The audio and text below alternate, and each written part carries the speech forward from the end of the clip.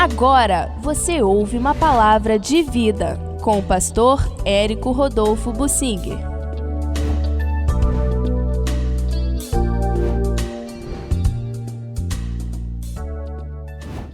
Eu quero trazer para você uma palavra baseada no livro de Colossenses, mostrando como o apóstolo Paulo, mesmo preso, privado de liberdade de tantas outras coisas, prejudicado pelas circunstâncias, traído por irmãos, mesmo assim, ele tinha em mente a paz na vida cristã, a normalidade da vida cristã, e de dentro da cadeia, louvando a Deus, podendo se alegrar e aproveitando as oportunidades como ele podia. Ele deu recomendações muito interessantes e proveitosas para pessoas que ele não conhecia.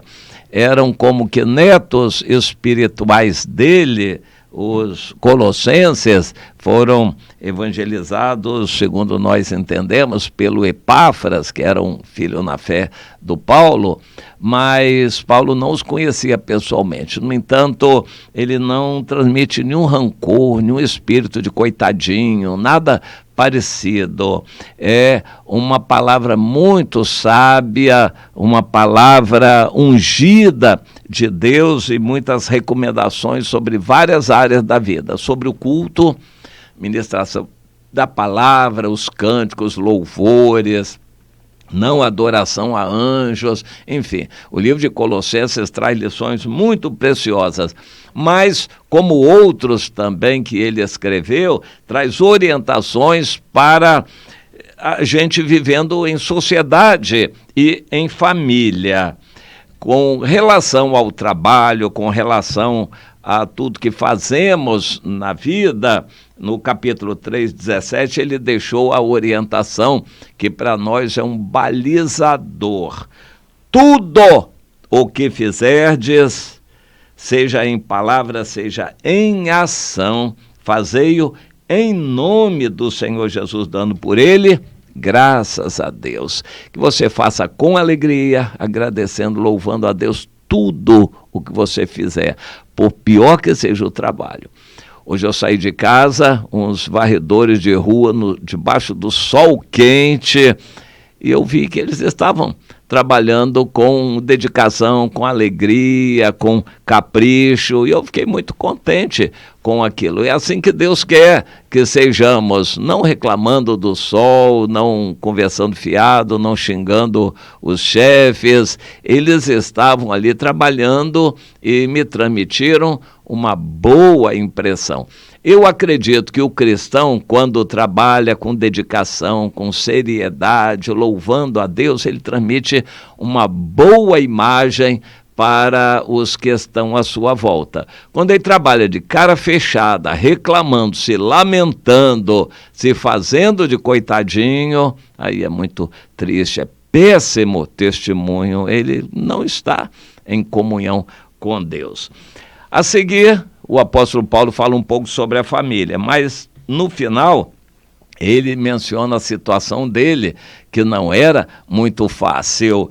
Preso, traído por alguns irmãos, abandonado por outros, desprezado pelos da circuncisão. Ele diz, olha, esses aqui que eu estou citando, Aristarco, o Marcos e o Jesus, chamado Justo, são os únicos da circuncisão que cooperam pessoalmente comigo. Eles são o meu lenitivo. Lenitivo é um consolo, espécie de consolo, e esses que eram da circuncisão, ele quis dizer judeus. Esses são os únicos judeus cristãos que mantêm contato comigo. Os outros seguem o seu caminho ou me abandonam. Paulo em nenhum momento reclamou do desprezo que ele tinha dos cristãos judeus. Lá em Jerusalém ele não era tido como apóstolo, não era tido como uma pessoa de destaque importante. Os de Jerusalém não gostavam muito dele, não. Tinham um certo desprezo por ele. Isso desde o início, desde a conversão. Eu creio que Deus permitiu isso tudo acontecer para ele não se encantar, ele não se amarrar com os cristãos judeus, que no final não foi para frente. Aquela, digamos assim, denominação cristã judaica, ela não foi para frente. Não era propósito de Deus manter uma mistura de Antigo com o Novo Testamento, de lei com graça. Isso não era propósito, ficar circuncidando as pessoas, ficar idolatrando o sábado. Isso não era propósito de Deus. Então, Deus permitiu que o apóstolo Paulo fosse deixado de lado por esses cristãos judeus, apesar de cristãos, mas que não gostavam muito de Paulo, e poucos deles continuavam mantendo contato com Paulo. É porque Deus permitiu para que Paulo se dedicasse totalmente aos gentios, por exemplo, aos colossenses, que era uma região da Ásia Menor. Paulo se dedicou muito, quando estava em Éfeso, a supervisionar todo o trabalho da igreja na Ásia Menor. Depois Deus o levou para Macedônia, para Grécia, para Roma, para outros lugares, porque o ministério dele tinha que continuar. Mas eu acho muito interessante a orientação que ele dá ainda no capítulo 3 para as esposas e maridos. Em meio a dificuldades, esposas, sede submissas ao próprio marido, como convém ao Senhor.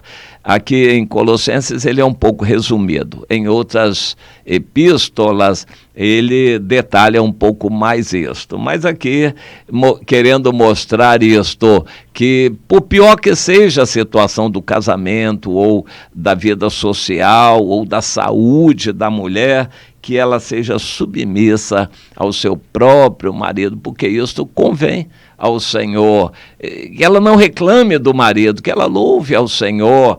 E com relação ao marido, apesar de tudo, apesar do marido, dos erros do marido, ela seja submissa. Isso convém ao Senhor. Para nós, tudo isso que ele menciona aqui é muito interessante. Nós vivemos em um mundo que não é nosso lugar. Aqui é tortura para cristão. O mundo é uma tortura para cristãos, mas Deus não nos quer com cara de torturados. Ele nos quer louvando, com alegria. Afinal de contas, nós temos uma mansão no céu preparada pelo Senhor, e por que nós vamos reclamar da vida aqui? A nossa alegria aqui é força para nós, a nossa alegria é testemunho do Senhor. E quando estamos assim louvando a Deus, apesar de todas as lutas, nós estamos mostrando para as pessoas à nossa volta que vale a pena ser cristão, que o Senhor faz diferença. Se estamos presos num trabalho duro e árduo, se vamos dormir à noite, falta luz, então fica aquele calor, mosquito, e a gente fica ali o quê? Chateado, reclamando, se lamentando. Não, gente, vai louvar, Senhor. Se eu não conseguir dormir, eu quero ficar louvando e orando o tempo todo. E glória a Deus por isto. Deus nos quer dessa maneira. O Espírito Santo é suficiente para nós, para nos alegrar aqui. Já para o marido, a recomendação, de modo geral, para todos os maridos: amai a vossa esposa e não a trateis com amargura. Motivos de amargura nós temos bastante na vida. A gente se amargura com as injustiças cometidas, a corrupção nos governos, a exploração, os roubos e assaltos, as desonestidades à nossa volta, as pessoas que se levantam contra nós. Motivo de amargura a gente tem aos montes. Mas quando chega em casa, o marido deixa tudo aquilo fora. Por causa do Senhor, ele vai tratar a esposa com carinho, com amor. Isso é fruto de uma vida cristã. Se esse marido é do Senhor, ele tem que caminhar nessa direção, e a esposa vai testemunhar que ele realmente é um marido amoroso. O marido amoroso não significa que está tudo bem com ele lá fora, não. Ele tem motivos aos montes de amargura, mas Deus faz diferença nele. Por causa do Senhor, ele trata a esposa com amabilidade.